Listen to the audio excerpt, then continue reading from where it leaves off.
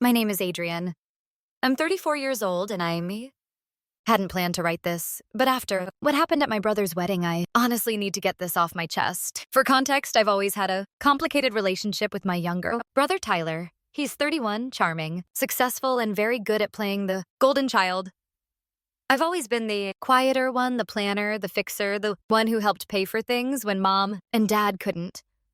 And still, somehow, I've always been just background noise to everyone else's highlight reel growing up. Tyler and I weren't exactly close. Was the kind of kid who broke stuff and blamed it on me, and I was the one who'd take the fall to keep the peace. Parents would sigh and shake their heads, say, "He's still learning. Adrian, you're older. Be the example." And I did, even when he stole my car at 17 and dented the side backing out of a party truck I paid. The insurance I didn't tell our parents. And when he called me from jail at 21 because he got caught trying to shoplift cologne for his girlfriend, I was the one who bailed him out again. Silence again. Peacekeeper. So fast forward to present day, Tyler's getting married to a woman named Marissa. We've met a few times over the past 2 years, and I'd be lying if I said we ever really clicked. She's the kind of person who talks with her eyes, half-lidded like she's already bored of whatever you're saying, always dressed to the nines, always scanning the room to see if someone better walked in. She once called my job and logistics cute. I've kept my distance still when the wedding invites went out. I RSVP'd. Yes, I even helped Tyler with some planning, recommended a great caterer I'd worked with through my company, and he used them. I didn't expect to be best man or anything. I'm not delusional, but I thought I'd at least get a seat at a decent table and maybe a few moments to feel like family. The wedding was set at this gorgeous countryside venue with string lights draped across tall oak beams and a small lake glistening in the background. Very fairy tale. Very Instagram perfect. I showed up early with a wrapped gift and engraved decanter set with their initials and wedding date. It wasn't flashy, but it was classy. Something they could keep for years. Checked in at the welcome table where a thigh girl with a headset and clipboard gave me a tight smile. "You're Adrian, right?" Nodded. She looked at her sheet and frowned a little. "You're marked down as +1. I blinked. "Sorry, what you're listed under +1s. So we've set up seating near the kitchen entrance by the fold-outs. If you had brought someone, it would have been different, but since you're solo..." I felt my stomach drop. "His brother." The girl froze. "Oh, I'm so sorry. That must be a mistake.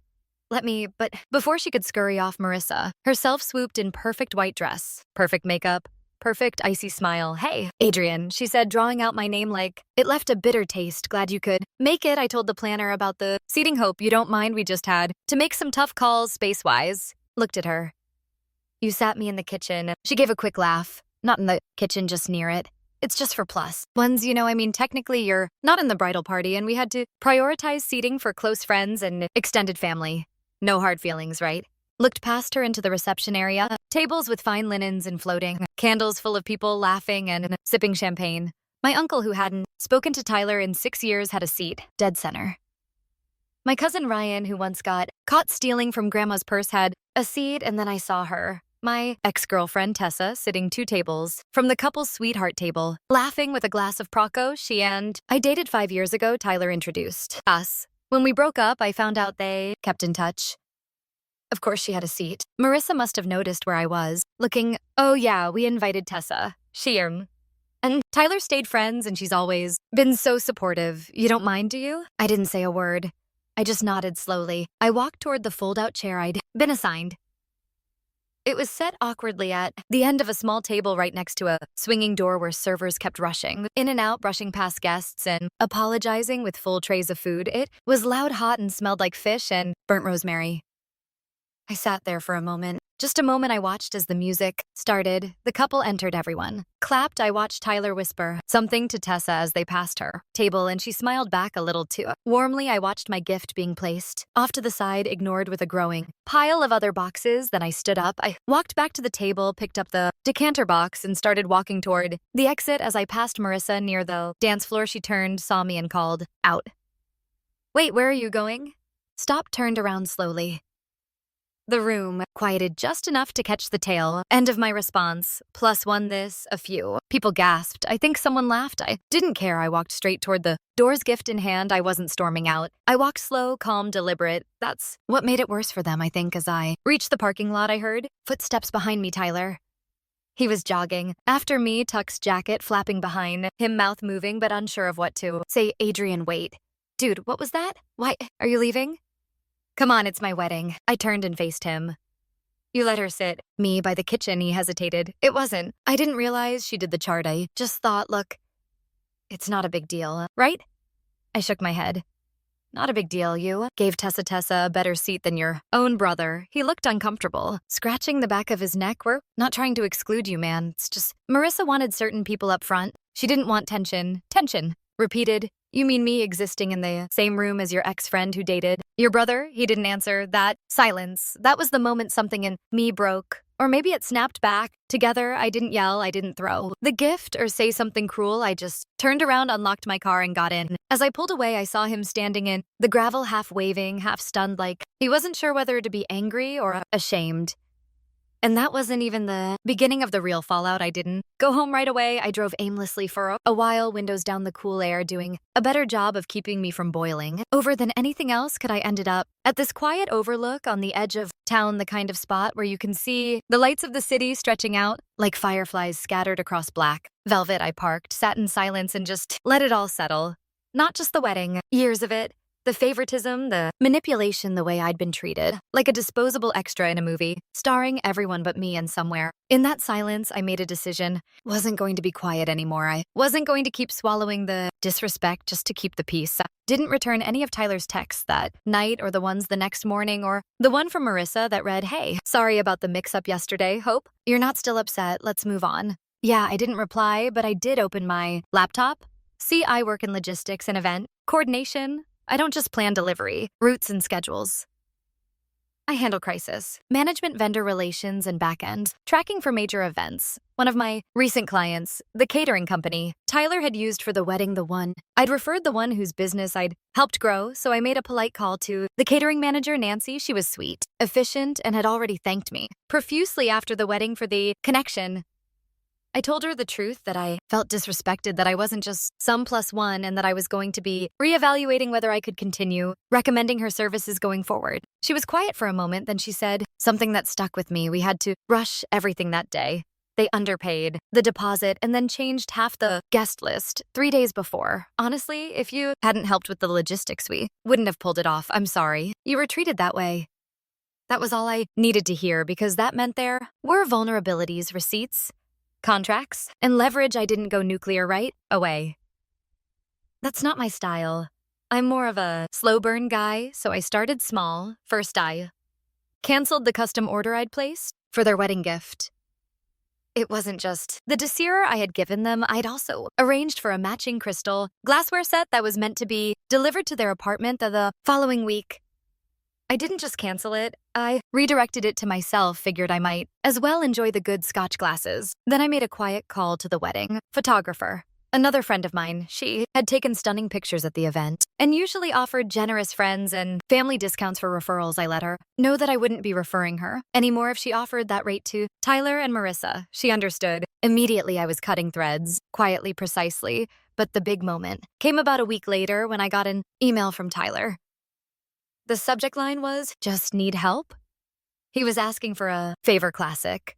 Apparently, he and Marissa were planning a honeymoon extension. They've been gifted a 3-week trip to Bali by Marissa's wealthy uncle, but they'd run into issues with their passports and were now trying to coordinate last-minute express renewals, plus international flight rebooking, plus villa transfers. Tyler's words, "You're the only one I trust to fix this stuff. You're good at this kind of thing. Please, man, no apology, no mention of what happened at the wedding. Just help me." I stared at the screen for a long moment, and then I opened a draft and wrote, "Hey, Tyler, I'd love to help, but unfortunately, this +1 doesn't take bookings anymore. Good luck." Then I left. It unsent, not because I changed my mind. I just realized something more satisfying. I didn't need to say anything. Instead, I forwarded the email to an old colleague of mine, Angela, who handles urgent travel logistics for high-profile clients. I didn't ask her to help. I asked her to blacklist them. It was petty, I'll admit that, but it felt right. I'd spent years being the fixer, the silent support beam for a family that never noticed the weight I carried, and this time I let it all fall. 2 days later, I got a text from Tyler. This time he sounded less like a groom and more like a man. Unraveling. "Did you tell Angela not to help us? She said something about you being a non-client blocker. What's wrong?" Man. We're stranded in Singapore flights. Got canceled. The villa won't refund us. Marissa's flipping out. What's your problem? I didn't answer. I was out to dinner that night with a friend when I saw Marissa's name pop up on my screen. This time she called, I let it ring. She left a voicemail, Adrian. I don't know what your issue is, but Tyler is losing. If this is about the wedding you need to grow up, we didn't mean to hurt your feelings. You've made your point.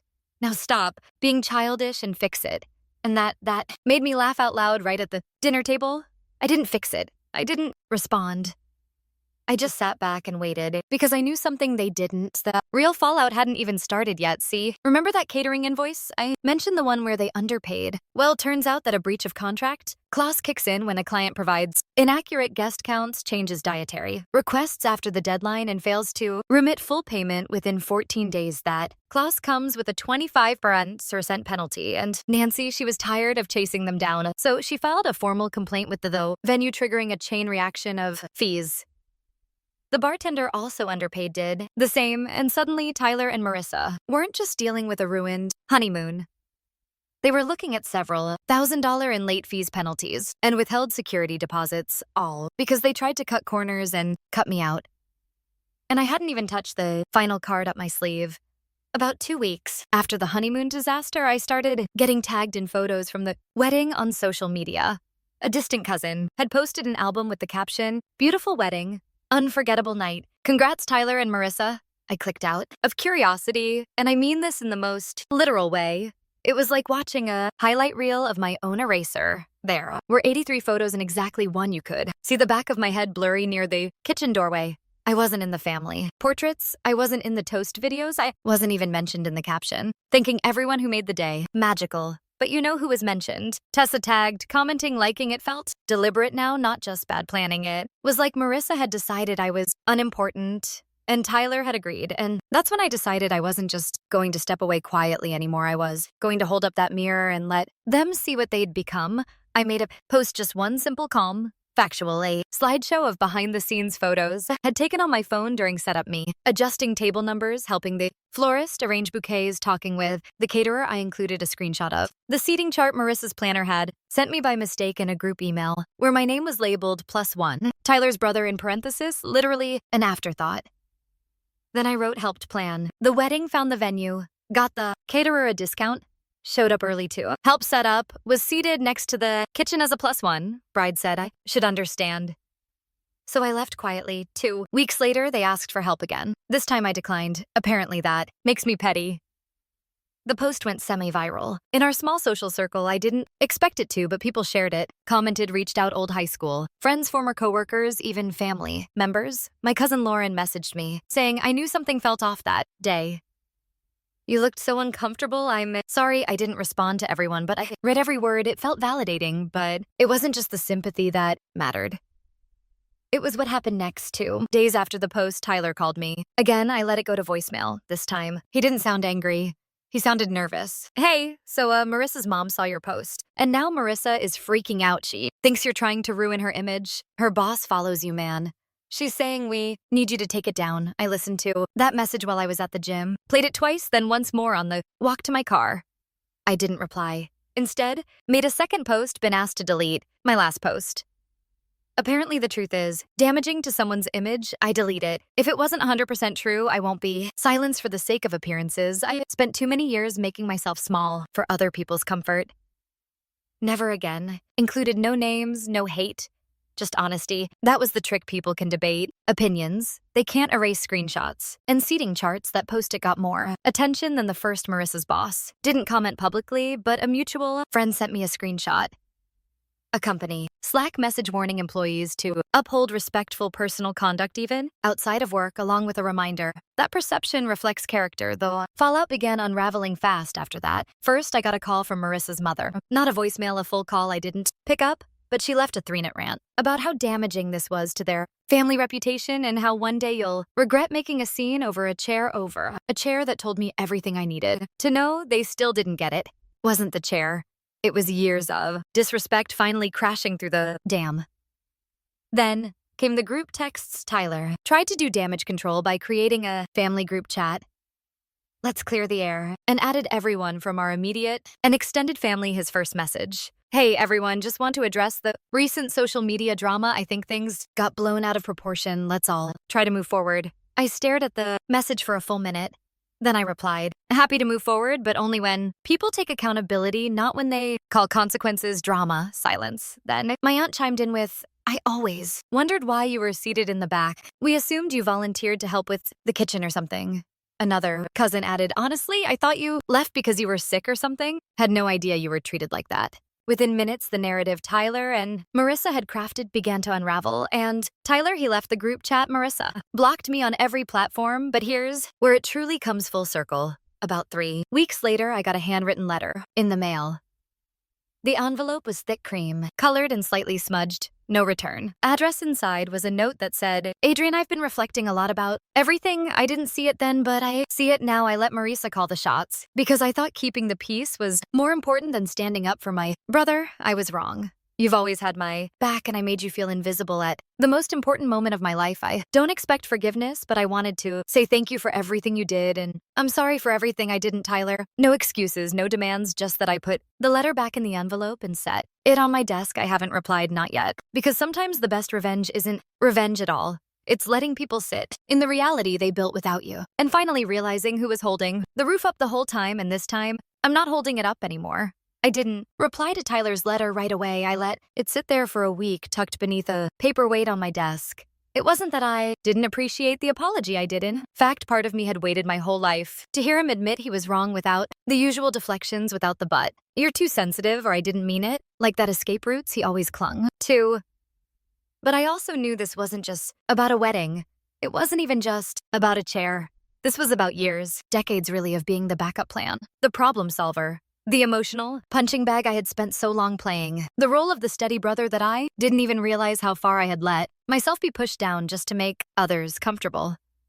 And now the silence wasn't bitterness, it was clarity. I needed to decide what kind of a relationship I wanted going forward, not just with Tyler, but with my family as a whole. And then the holidays rolled. Around Thanksgiving was at my parents' house that year as usual. They'd gone all out turkey, stuffing the whole spread, and to my surprise, Tyler and Marissa were both invited, or maybe I should say still invited, because I was starting to realize how rarely I'd been the one truly included over the years. I hadn't committed to going, but my mom called me a week prior saying it would mean a lot. If you came, Adrian, no drama, I promise. So I said yes. Not to be polite, not to keep the peace, but because I was no longer avoiding hard conversations. When I walked into the house that afternoon, things felt off. Not tense exactly, but quieter than usual. Cousins gave me nods of acknowledgement.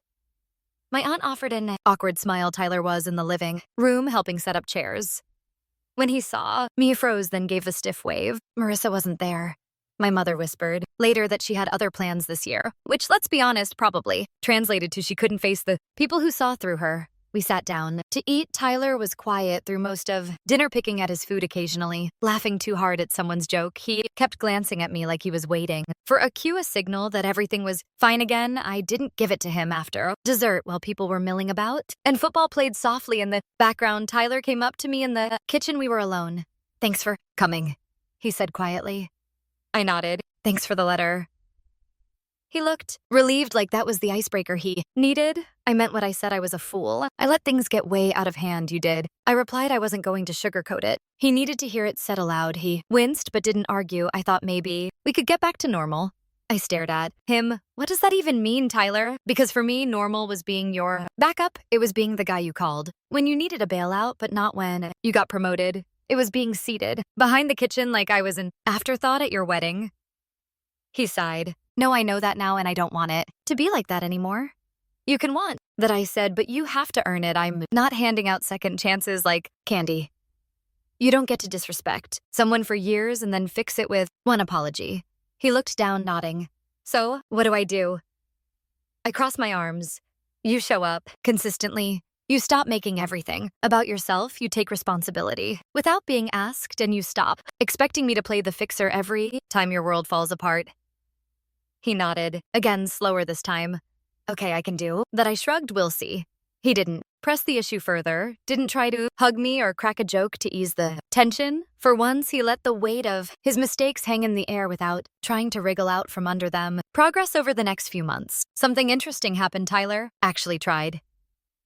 He started small texts without asking for anything. Hey, how's it? Work here? Just thinking of you there. They weren't overly sentimental, just consistent. Then one Saturday, he showed up at my place with coffee and a bag of cuisance. No reason, he said, holding up. The bag just wanted to hang. We watched a game together, talked about work. He didn't bring up the wedding once, didn't ask for help with any disaster, just existed with me as a brother. It wasn't a fairy tale reconciliation. I didn't trust him overnight, but something had shifted. And little by little, I allowed myself to meet him halfway. Marissa.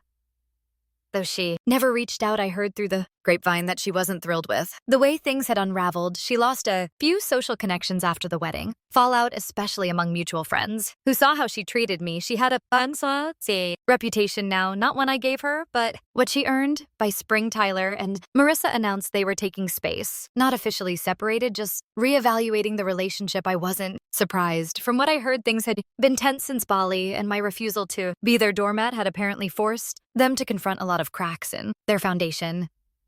Tyler didn't go into detail, but one day over lunch, he said, I think I got so caught up in impressing everyone that I forgot how to just be real. She loved the version of me that fit her Instagram feed, not the guy. Eating cold pizza in a hoodie at midnight, I just nodded. It wasn't my place to weigh in, but I was glad he was seeing it now. That summer, Tyler invited me to his small backyard cookout for his birthday. No tuxedos, no centerpieces, no seating charts, just friends, burgers, a cooler of cheap drinks.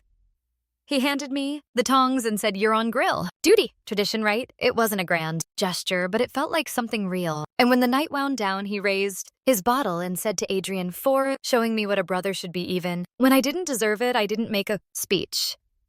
I just clinked bottles with him and said, 'Took you long enough.'" Everyone laughed. The moment passed, but in that laughter, something settled. Forgiveness isn't about pretending the past didn't happen. It's about choosing who's worth giving the future to. I still keep the wedding decanter in my cabinet. It's not a painful reminder anymore. It's just glass, beautiful, solid, and finally being used the way it was meant to be.